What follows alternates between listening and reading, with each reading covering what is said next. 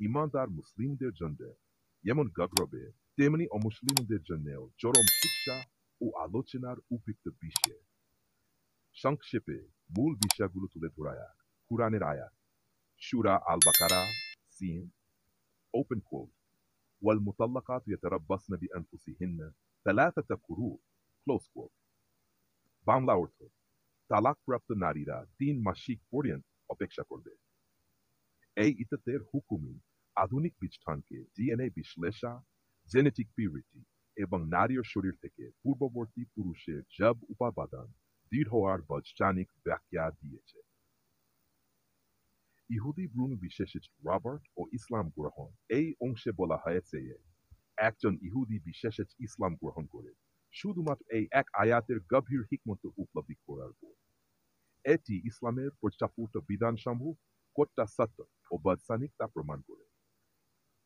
বৈজ্ঞানিক বিশ্লেষণ নারীর দেহে ডিএনএ থাকার সময়সীমা মাসিক মাসিক ডিএনএ বের হয়ে যায় 6 মাসিক ডিএনএ মাসিক 6 মাসিক TA 4% পূর্ণ ডিএনএ নিঃশেষ হয়।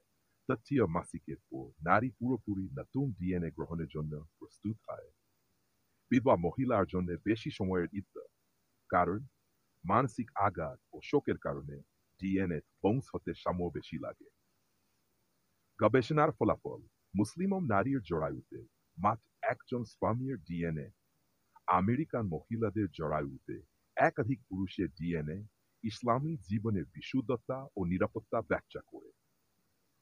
ইহুদি ডাক্তারের স্ত্রীর প্রতারণা ধরা পড়ে ডিএনএ পরীক্ষায় তিনি উপলব্ধি করে ইসলামী নারীর সতীত্ব ও সমাজের শুদ্ধতা নিশ্চিত করে। ব্যাখ্যা ও জবাব কেন নারীর জন্য একাধিক স্বামী রাখা হারাম? কারণ ডিএনএ বিশুদ্ধতা, সন্তানের পিত পরিচয় নিশ্চিত করতে, শারীরিক নিরাপত্তা, একাধিক ডিএনএ নারীর দেহে ভাইরাস তৈরি করে, পারিবারিক শৃঙ্খলা, একটি সন্তান কার তা নিয়ে দ্বন্দ্ব বেড়ানো, মানবীয় মর্যাদা, নারীকে কেবল ভোগ্য পণ্য নয় সম্মানিত ব্যক্তি হিসেবে রক্ষা, ইসলামের বিধানই সর্বশ্রেষ্ঠ। ওপেন কোট আল্লাহ বলেন আলা ইয়ালামু মান খালাকা ওয়া হুয়াল লাতীফুল খাবীর। তিনি কি জানেন না ইনি সৃষ্টি করেছেন, তিনি তো অতীব সূক্ষ্মদর্শী সম্যক স্থান। ইসলাম নারীর দেহ, মন, মর্যাদা, সমাজ এবং ভবিষ্যৎ প্রজন্ম সবকিছুর হেফাজত করে। আধুনিক বিজ্ঞান হতে এগো কুরআনের প্রতিটি আয়াত তাতে বাস্তব ও প্রমাণিত সত্য হিসেবে প্রকাশ পায়।